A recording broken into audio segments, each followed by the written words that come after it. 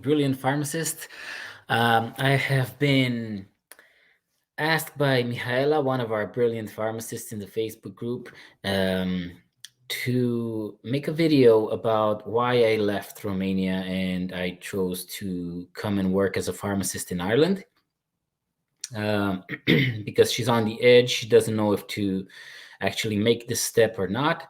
And maybe some of you are in this situation where you're thinking, should I or shouldn't I? And I'll just share my reasons for doing it and how it worked out for me, and maybe it will help a few of you make the step to coming here. So the first thing that made me leave Romania and come to Ireland to work as a pharmacist was that I felt like a salesman.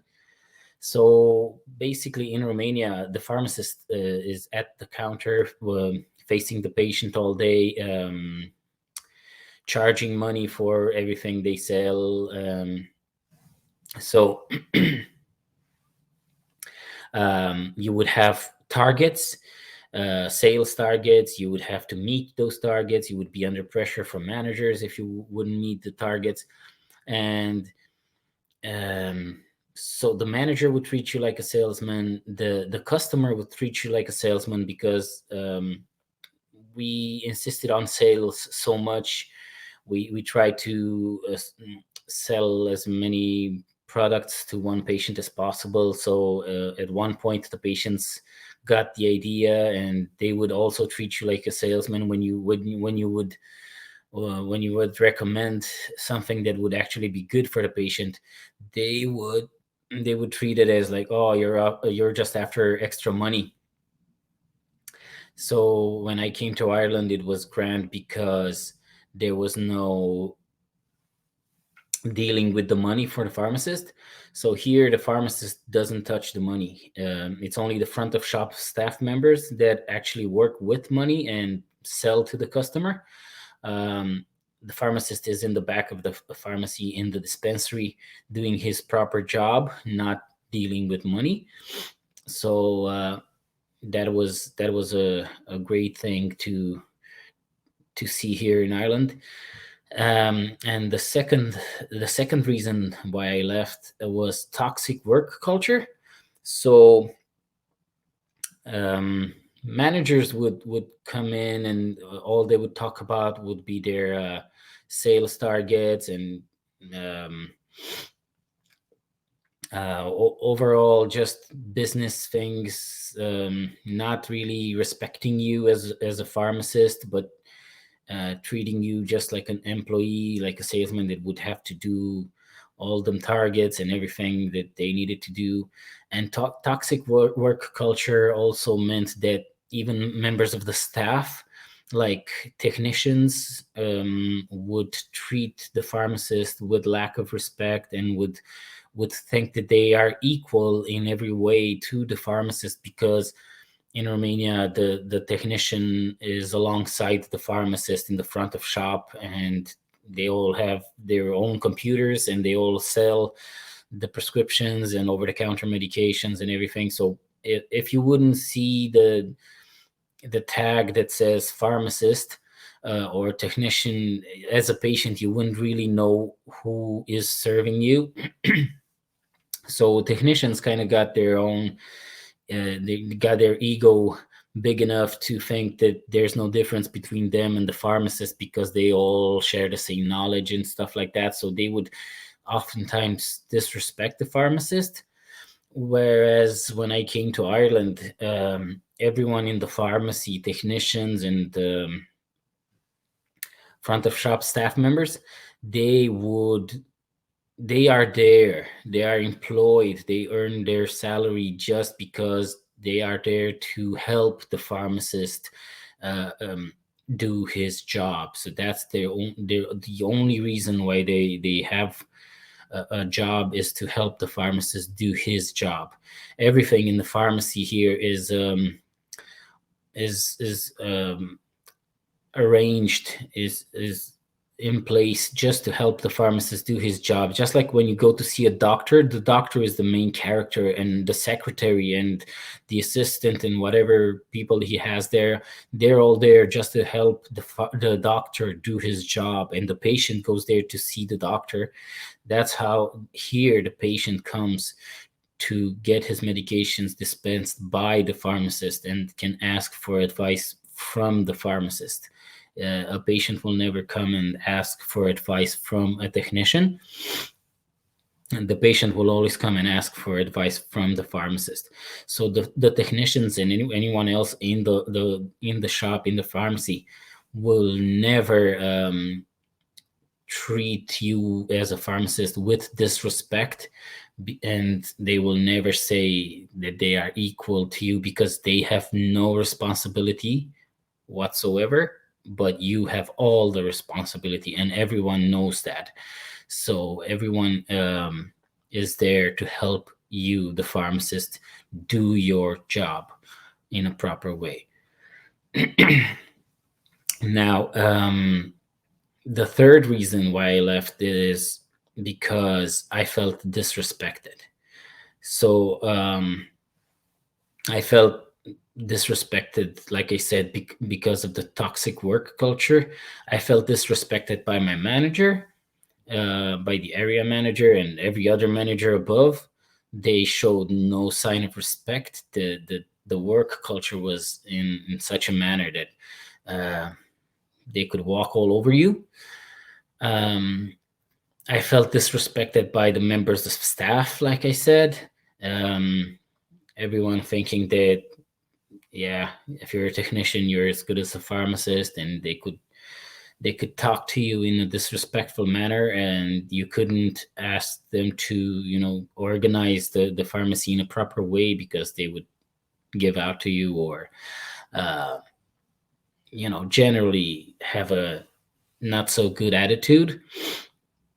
And I felt disrespected by customers, by patients, if you want to call them, because we tried to meet our sales target so much that we oversold, and we lost the customers trust. So we would, like I said, we would be seen as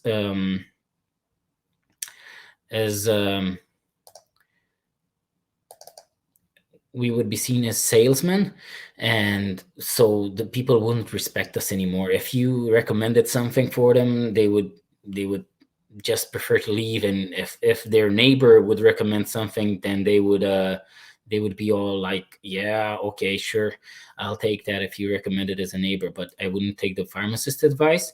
That's where I want to show you this poll that was done in 2021. It was done in 2020 as well, as you can see here. And this poll was done on a sample of 1,000 adults. And basically, the people that made the poll went on the street and asked 1,000 adults, saying this.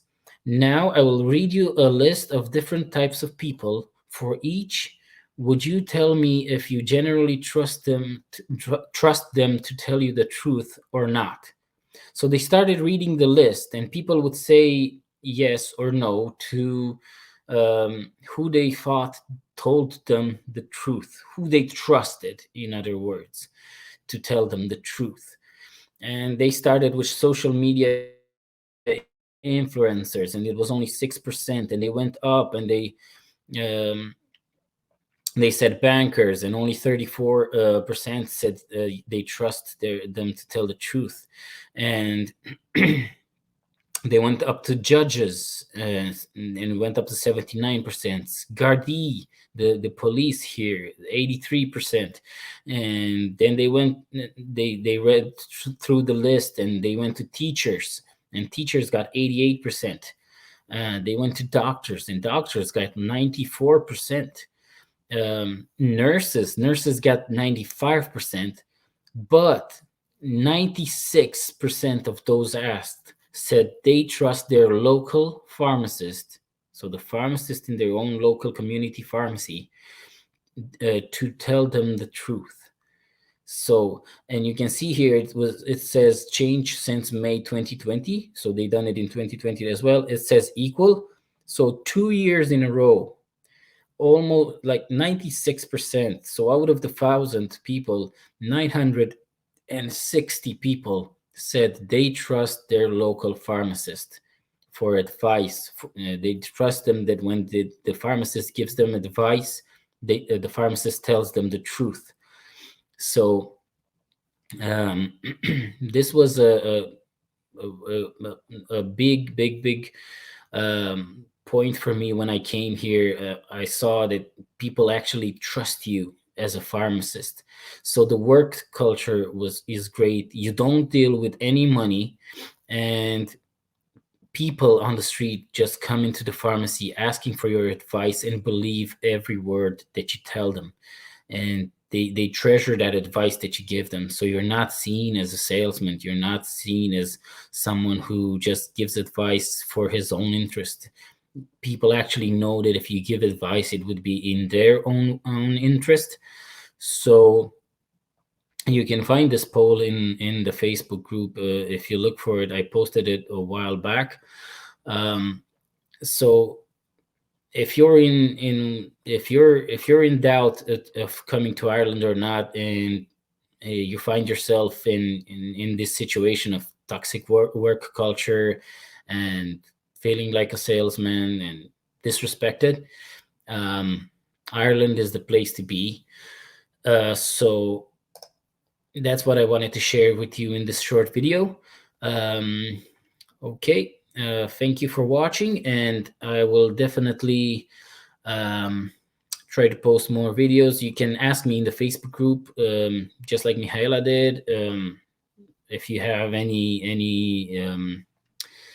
directions for like asking for a specific video, and I will do my best to answer your questions. Okay, until the next video, God bless you. There is a shortage of community pharmacists in Ireland. The main factor for the shortage is that Ireland is not training enough pharmacists to suit its needs. The shortage is being addressed in different ways, among which are proposals to create a new school of pharmacy and thus create more college places. But even if that was approved, it would take 6 years to start producing pharmacists. The solution that would produce faster results would be international recruitment. But pharmacy systems are different in every country, and pharmacists need time and training to adapt. That's not a perfect fit for pharmacists or employers, and the perfect fit is the very thing that inspired the founding of Kamiq Recruitment. In the Inuit language, Kamiq means perfect fit. So here at Kamiq Recruitment, we decided to address this shortage by creating our own school of pharmacy. The founder of Kamiq Recruitment is a pharmacist practicing in Ireland after relocating from Romania. After going through the relocating process in a classic way, he decided that he would change international recruitment as we know it, by integrating teaching with recruitment. He personally teaches the European pharmacists that decide to practice in Ireland everything they need to know. Kamiq Recruitment has launched a campaign called Pharmacists for Ireland, where pharmacists from all over Europe are being recruited and trained in the Irish pharmacy system. Now pharmacists can be trained while they're in the process of registering with the Pharmaceutical Society of Ireland, so by the time they arrive in Ireland, they're confident and empowered to start working. Now that's a perfect fit for pharmacists and employers. Kamiq Recruitment, we find the perfect fit for you.